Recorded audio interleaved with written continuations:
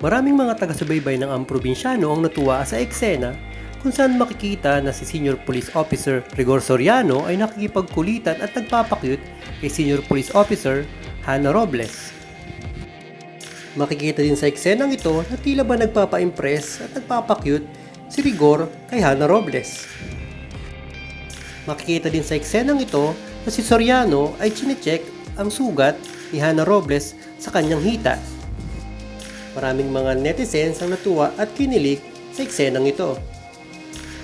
Dahil makikita naman ang chemistry ng dalawa. Abangan pa ang kanilang mga nakakilig na eksena sa FPJ's Ang Probinsyano.